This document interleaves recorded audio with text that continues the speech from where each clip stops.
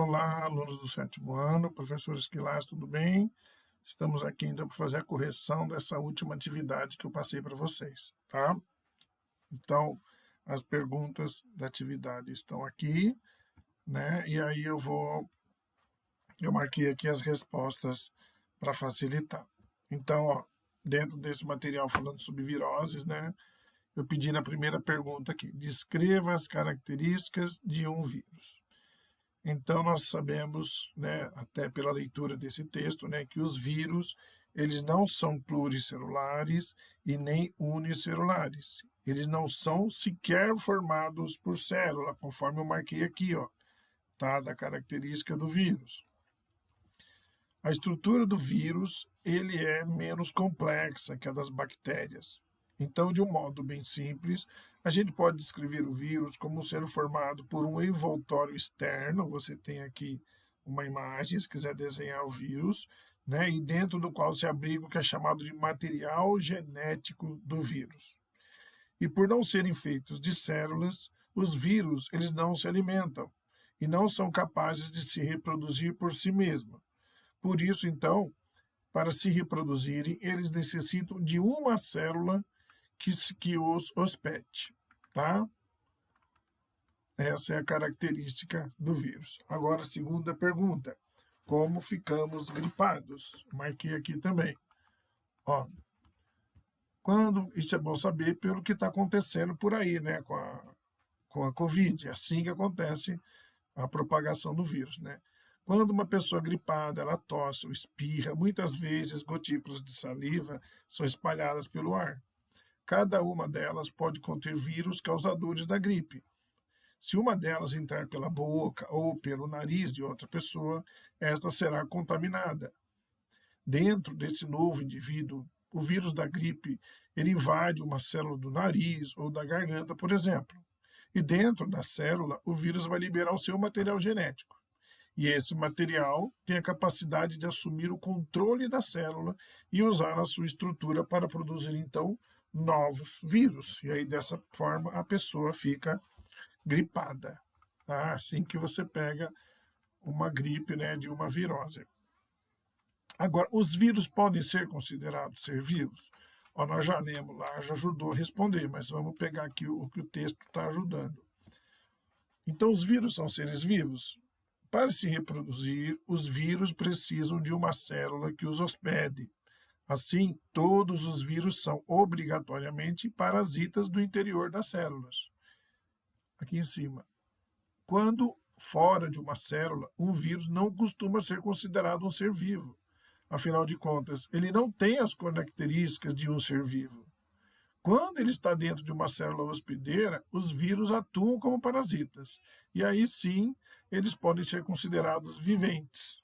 Tá? Por isso que tem essa discussão entre os cientistas se o vírus é ou não um ser vivo. A quarta questão. Cite quais são outras doenças transmitidas pelos vírus. Tá aqui, ó. Nós temos várias outras doenças aqui transmitidas por vírus. A AIDS, o sarampo, a cachumba, a hepatite infecciosa, a febre amarela, ebola, a dengue, a febre chikungunya, a catapora, também chamada de varicela, a varíola, a raiva, a poliomielite ou a chamada paralisia infantil. Então, todas essas doenças são causadas por vírus. Alguma em contato, como ocorre o coronavírus, outras você tem que ver contato com o sangue da pessoa com o teu sangue, outras é por picada de inseto, né, como a gente tem a nossa realidade aqui, a dengue, né, pode ser a febre chikungunya, não tem aí, mas tem a zika também, e a febre amarela também pode ser transmitida, tá? E a penúltima pergunta, explique por que as vacinas são importantes. Bom, aí está o que a gente está vivenciando, né? Primeiro, que são vacinas. As vacinas elas são substâncias que, após serem administradas, né? O que é administrada? Você toma, tem vacina que é simplesmente por gotinha, tem vacina que, como a da vacina do coronavírus, é via injeção, né? Então, elas são substâncias que, após serem administradas, ou seja, o que é ser administrada? É quando você oferece para a pessoa, né? Seja por gotinha ou injeção. Então, essas substâncias, né, que a vacina, ela vai enganar o nosso corpo, fazendo com que ele ache que ele foi invadido pelo agente causador de certa doença, no caso aí um vírus. Assim, ele se prepara para combatê-lo, desenvolvendo as defesas necessárias. Não é só para vírus, tá?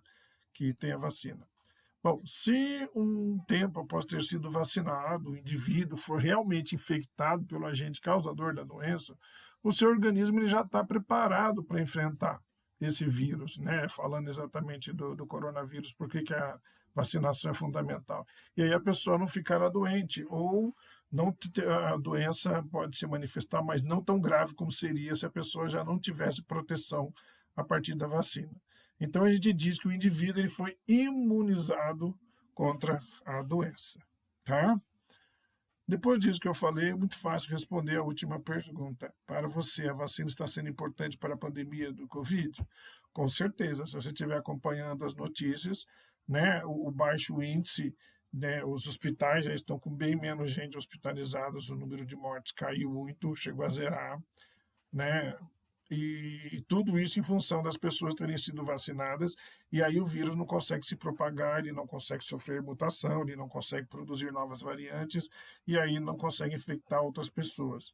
Então, dessa forma, a gente fica com uma situação mais controlada, né? Por isso que se a gente tivesse, né, conseguido a vacina meses antes, muitas pessoas estariam vivas, porque teriam sido vacinados bem antes de terem pego a doença. Mas, infelizmente, nós tivemos um número muito grande de pessoas que morreram porque não tiveram acesso à vacina na hora adequada. Tá bom? Quando poderia ter acontecido, não aconteceu.